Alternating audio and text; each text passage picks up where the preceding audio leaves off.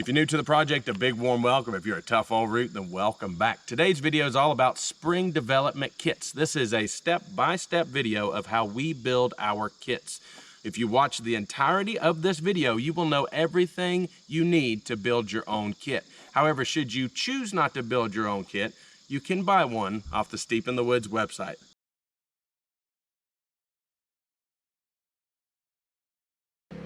I'm Josh, and this is our daughter, Ivy. I'm Celia, and this is our son, Hamish. Here on Steep in the Woods, we live completely off-grid on a 26-acre homestead nestled deep in the Appalachian Mountains. You'll see no fancy stuff here. It's just making do with what you have and what you can figure out.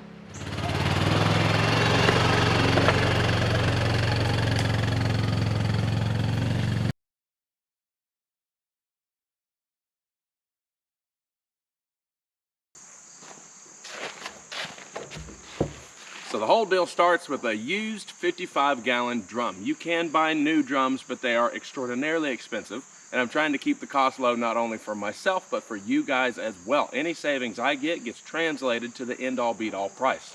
The tarp isn't 100% necessary. However, in an environment like this with a lot of dirt and a lot of mud, it helps keep your barrel clean. Also, when it comes time to cut this barrel with what we're using, a circular saw, there's going to be blue crap going everywhere. And I want to try to keep my homestead as clean as possible. So I encourage the tarp, however, it's not necessary. With this particular barrel and the barrels that I choose to use, give it a chance, has a seam right in the very middle from their forming process, and that's going to be our first line. So I'm going to take a permanent marker and mark that seam, and then we'll measure down 12 inches, put a bunch of marks, measure up 12 inches, put a bunch of marks, and then connect all of those marks with our permanent marker. That'll give us our 3 lines. We know that they are straight, we know that they are true, and that's what we'll follow as we're cutting it with the circular saw. This will give us 2 dams for spring kits. So our center mark here, the seam with which this thing was molded, is faint, but it is visible. Sometimes you got to turn your head one side or the other, but you will see it. And just as carefully as possible, we trace this line.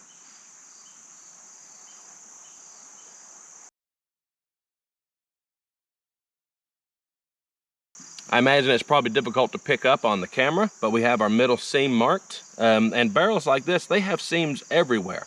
This seam right here, which may also be difficult to pick up, we'll be using this seam here for another mark. You can go ahead and do that now, but I'll probably just go ahead and do our marks above and below. And then at the end, we'll mark this seam here, and we'll have our 2 dams.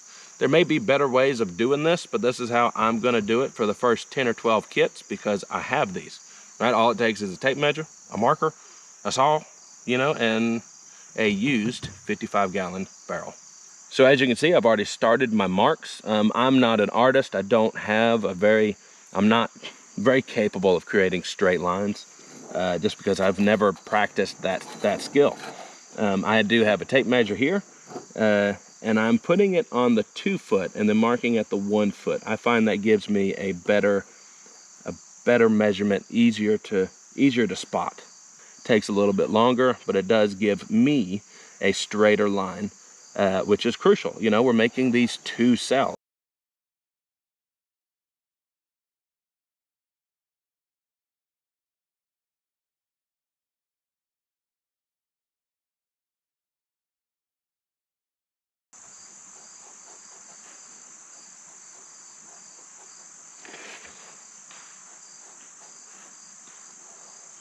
Once you get all the dots connected, then we'll take our circular saw, which is really the most stressful part of it. You know, you don't want to screw up with that circular saw, in which case, you know, you would waste all of this effort. But so far I've had pretty good luck. Just go slow and be very careful. Watch out for bees. Hey, get that son of... By the way, once I get all these dots connected and deal with this bee, I will get back with you and we'll actually start cutting our dams.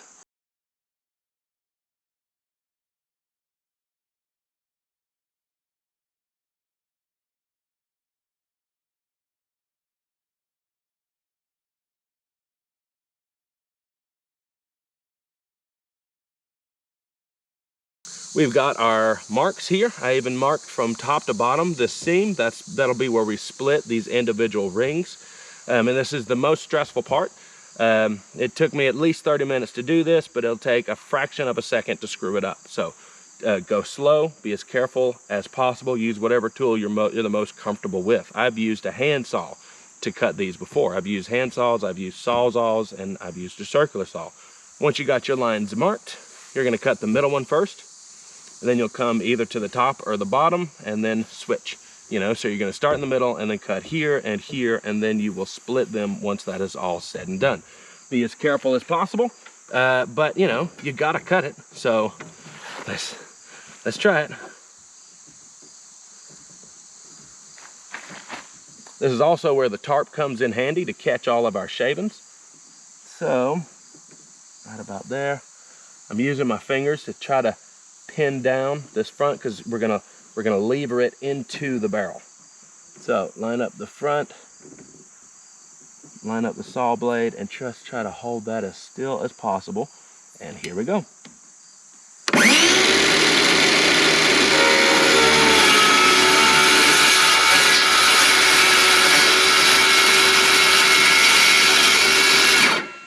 All right, we're in the barrel now.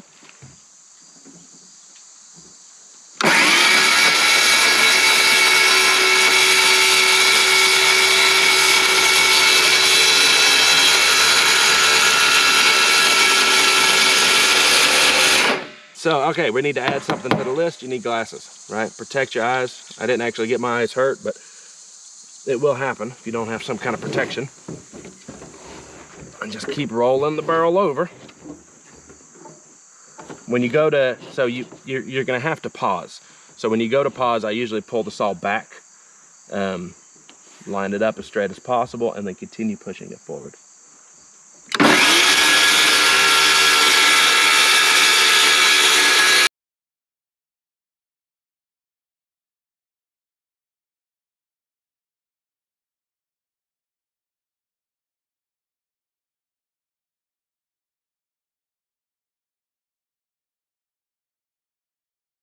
Now that you've cut your rings out, split them open, and then we'll clean up all of the fuzzy plastic bits and go from there.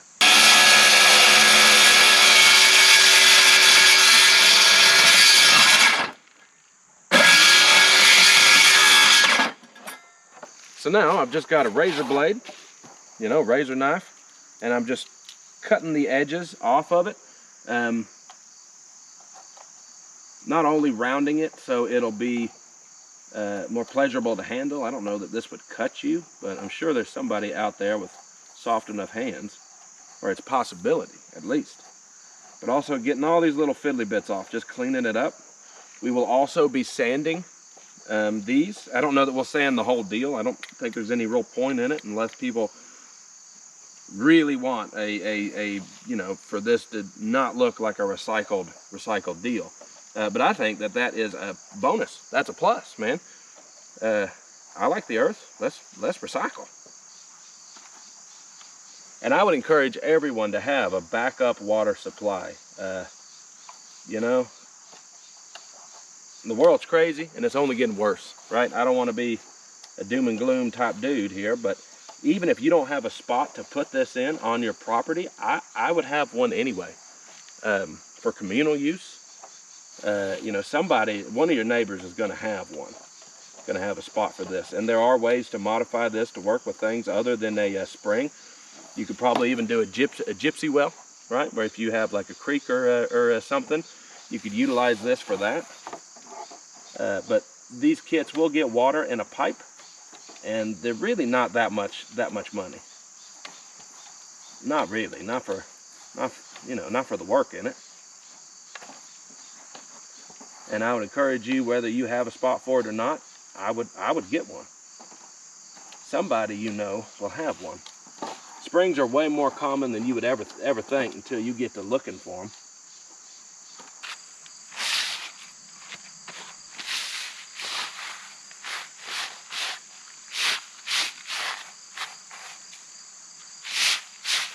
Now that our dams are cut, it's time to go ahead and drill our holes using a hole saw for our grommets. This is like a life-changing deal here.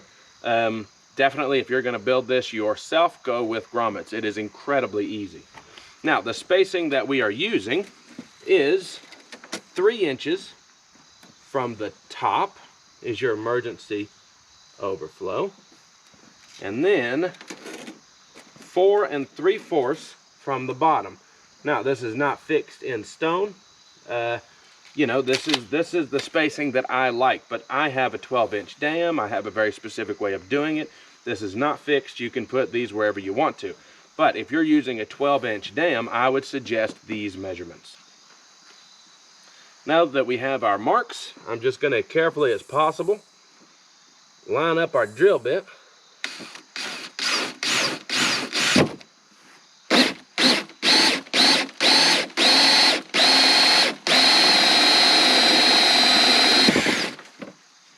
That's our first one. This one is what? The 4 3/4. That's our main feed. And now we're going to do our upper one, which is our emergency overflow. All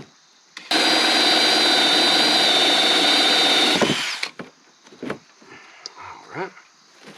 I've got my little razor blade here, and I'm just going to trim off. Also, round off the edges. That is something that they say with these grommets, is to do your best to make sure that there's not too many sharp edges that could damage the rubber. So just carefully like that. We'll also probably get a bit of sandpaper and clean up our holes as well as our top and bottom edges here. But really, if you're doing this for yourself, you don't have to do that. Sandpaper and making it perfectly clean isn't going to affect the usability of your spring at all. Rock and roll. All right, do the same on the inside. And then as far as getting your pipes through your dam with a waterproof seal, you're done. Grommets are incredible. And rock and roll, boys. You have your dam and your watertight seal. Now that you've got your dam completed and your grommets in place, it's time to work on the actual collection bit of this system, which is all made out of PVC pipe. The tools that you are going to need are a pencil to make your marks. I like pencils because it marks well on PVC, but you can also erase it back off, so there's no traces of chemicals or ink in your system. Also, we're just going with the most basic deal here. So I've got a saw. This could be a circular saw, a regular wood cutting saw, a sawzall, or a Japanese pole saw. A razor blade, because if you are using a saw, you will have burrs, so you will want to cut those off. You can also use sandpaper to get rid of those. A tape measure for measuring your pipe. And then as far as fittings, you will need 1 T, 2 elbows, and 3 caps. So you've got everything to cut your pipe. You've got all your fittings sitting here ready to go. You just need to know the measurements. For our particular kits, we're not only using 1-inch pipe, but we've also got set measurements. You will need 1 piece at 6 inches, 2 pieces at 2 1/4 inches, 2 pieces at 8 inches, and then 1 piece at 11 inches. That's what we are doing here. There is a huge amount of flexibility in this system. You can go with anything that you want to, but I find that collection size is perfect for getting the job done, but not so big as to where you can't get this system in all spaces. Sometimes with a spring, you're dealing with a really confined area. So you just, for us here, trying to sell them, we are just making them just big enough to get the job done without being so big that they can't work for every setup. So now we have our saw, we're going to make our cuts, and we're going to go ahead and cut us some PVC pipe.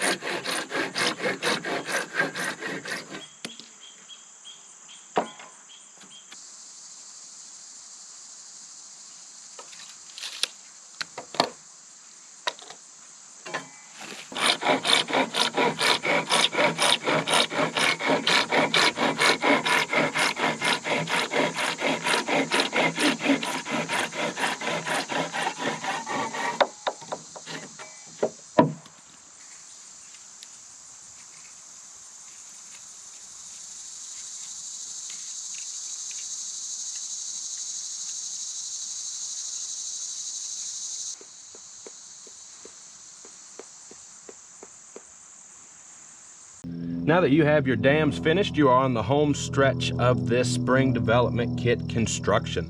All you've got to do now is drill some holes in the front portion of your overflow, as well as your 2 main collection feeds. Really, if you're building this for your own use, just put a bunch of holes in it, not too big, not too small. You'll also want to take the time to clean out the burrs, just so that doesn't clog your pipes. And they don't have to look good, right? For these kits, since we are building them to sell, I have made this little tool here, which allows me to space them out relatively close in a pattern shape. But if you're doing this for yourself, just a bunch of holes. That's it.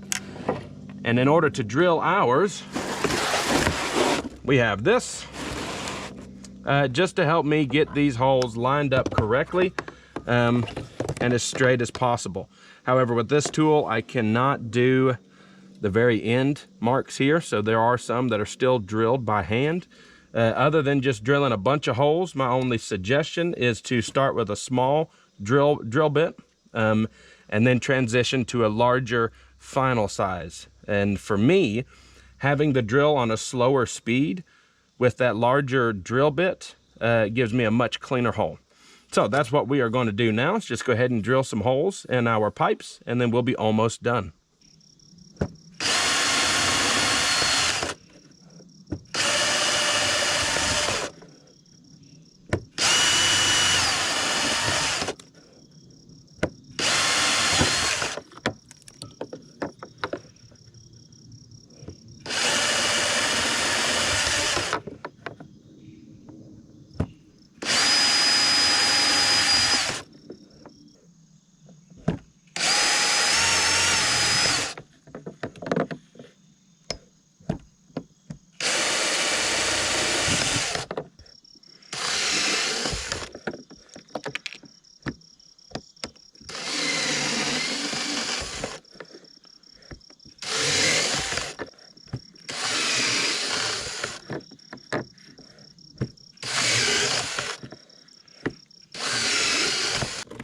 And that's it, our holes are done. I have 2 suggestions for you. One, you're gonna have to lubricate these to push them through the grommets. We're gonna be using Castle soap. You need to use a soap or an oil, and I would recommend Castle soap. Also, these edges are sharp right here. So I would recommend taking your pocket knife, a box cutter, just whatever, and just rounding the edges off, just slightly to help protect your grommet. And even there, you can notice an extreme difference. So just go ahead and do that. And it only needs to be done on this one particular piece. These do not matter. But on your overflow, I would definitely recommend just cleaning up these sharp edges.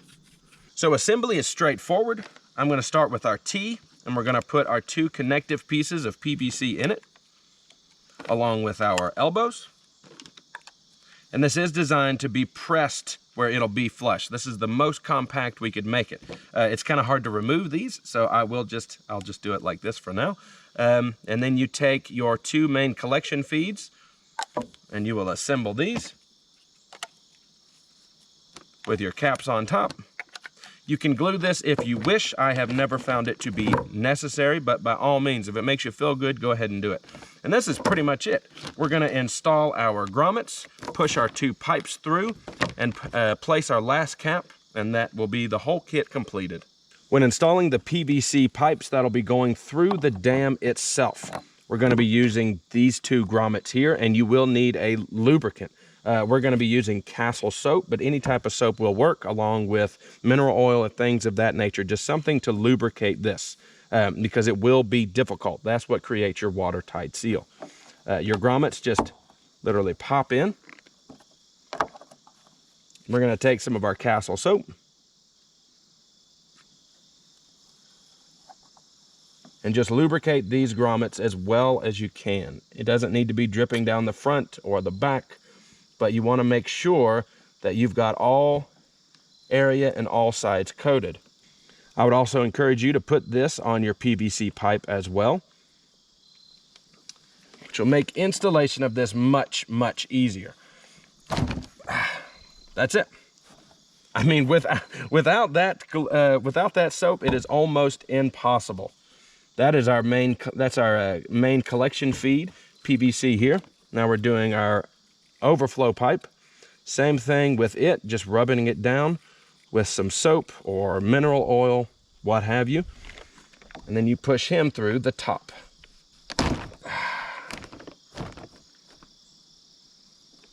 Like so. Now you have your waterproof seal here. You still have flexibility in it. It can be moved, it can be wiggled without creating leaks. Should you want at this point, go ahead and wash off any extra soap with a water hose or just what have you. Castle soap, that's why we're using it. It is the safest soap. But like I say, you can use mineral oil or anything similar to it, just as long as it lubricates. Now we'll flip the kit around. Take our main collection. He goes on the bottom pipe and throw a cap on the top. And you are done. This is your spring development kit, assembled and ready for installation on your property, giving you not only clean, reliable water, but sustainable water in these uncertain times.